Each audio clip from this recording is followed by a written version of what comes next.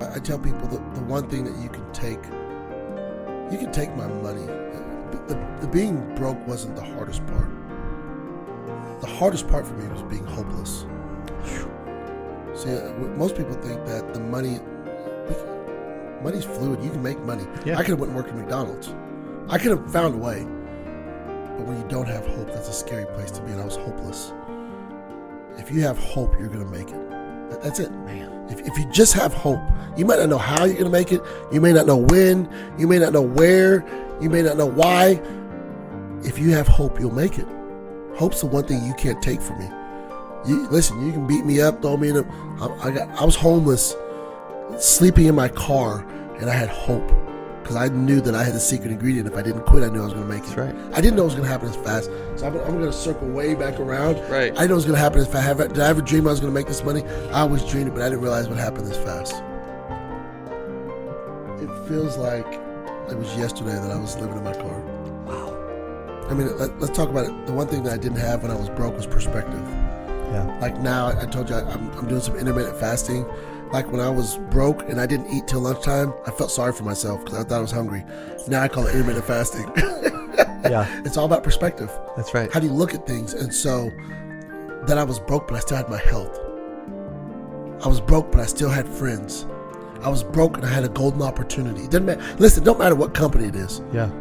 It really doesn't. But I changed my perspective, and that's the thing that I think wealthy people have is they have a different perspective. I don't think they have more opportunity. I think they have a different perspective. Yeah. And for me, if I was upright, I was always going to be a father to my children. I was always going to fight for the love of my wife. But the perspective was, I got to go out here and win and stop feeling sorry for yourself. Start acting as if. Okay. See, it's impressive when you're like, I was homeless 3 years ago. People are like, I'll be telling the story when I'm old. I was homeless 47 years ago. People are like, Yeah, exactly. But my first year with Symmetry was the hardest thing I'd ever done. But it was worth it. I always tell people, don't ask if it's hard, ask if it's worth it. So it was hard because there was a lot of things that were in me that had to come out that were bad. There were a lot of good things in me that had to come out to create power and wealth. And so I had a lot of bad habits. I think if you look at any person, I'm talking to you, and what I hear you talk about a lot, you're saying one thing, but I'm hearing it's habits. I think all wealthy people have great habits. Mm-hmm. And so what I had to change was my bad habits. And so that first year, Nate Offord had a lot of great habits because he had a great mentor that I had to take and change. Well, I just hired Coach Michael Burt to work with me. He says things, the power in what he says. He talked about, he teaches his mind, the first person you negotiate with every morning is yourself. And I know I'm a procrastinator, so I wake up and I start to do things to keep me from procrastinating. If I don't, like sometimes on the weekends, I'm a procrastinator. Yeah. My wife's like, can you clean this or can you go pick up stuff? And Do it tomorrow. I'll do it tomorrow, babe. I worked hard and the kids got basketball games and I'm a procrastinator. But here's what I know, that there's pain that hurts and there's pain that alters. The pain that hurts is not being able to buy my son tennis shoes to play basketball. The story I tell is my daughter, we went to, I don't want to say the name of the store, went to a big store and I bought her these really inexpensive soccer shoes. They were $13, that's all I could afford. They ripped and they tore like 2 days later, and I took them back and I yelled and screamed at the lady because I didn't have money to buy more. But she said, I'll give you your money. She said, I'll give you a store credit. They didn't have any more of my daughter's size. And so I fought for 30 minutes to get money to go to another store to get shoes. The pain, that's pain that hurts. Pain that alters is when I would go to the refrigerator when I was living at home with my wife and my kids, and I'd look in the refrigerator and I'd count meals, and I'd turn around and count kids, and I'd have more kids than I had meals. That's the pain that alters.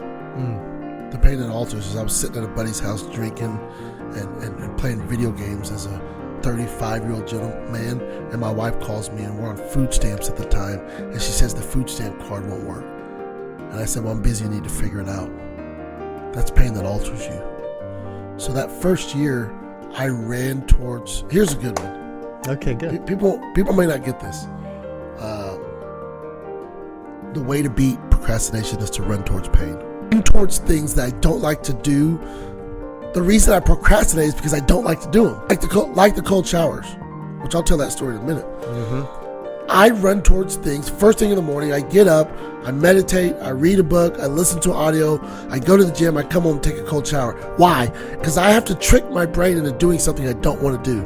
I've done it for a year now. Listen, it was 30 degrees in Oklahoma the other day. When it's 80 degrees outside, you take a cold shower, man, it's a little discomforting. Dude. When it's 30 degrees, you take a cold shower,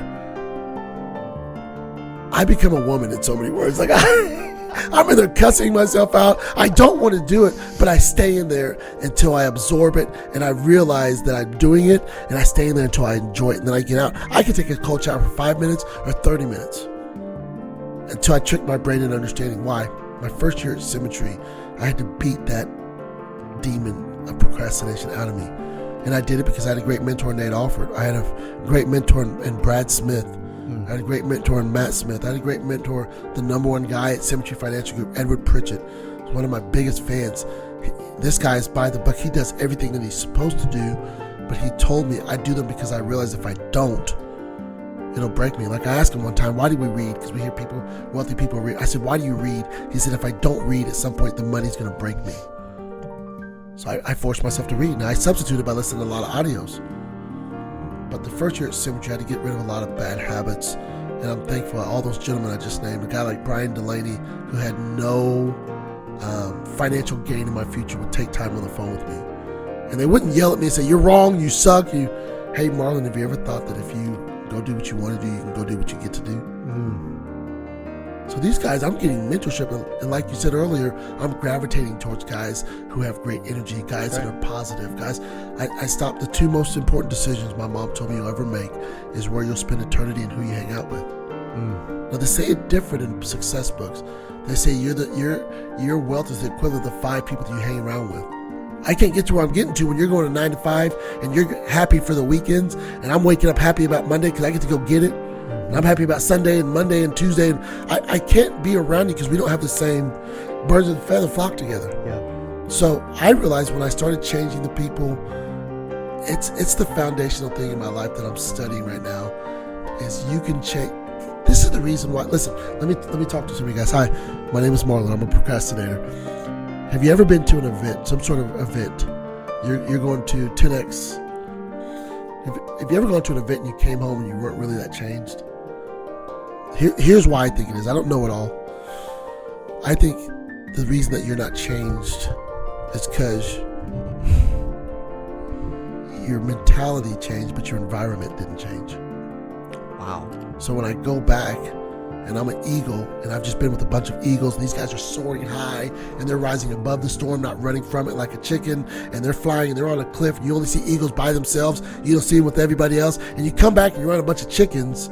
At some point, if I'm around a bunch of chickens, what I do is not what they do, and I want to fit in because I like being liked, and I start doing chicken activities. Not that the event didn't change me. The event changed my mentality, but if I don't change my environment, it doesn't matter. So when I come back from events that first year at Symmetry, I changed my associations.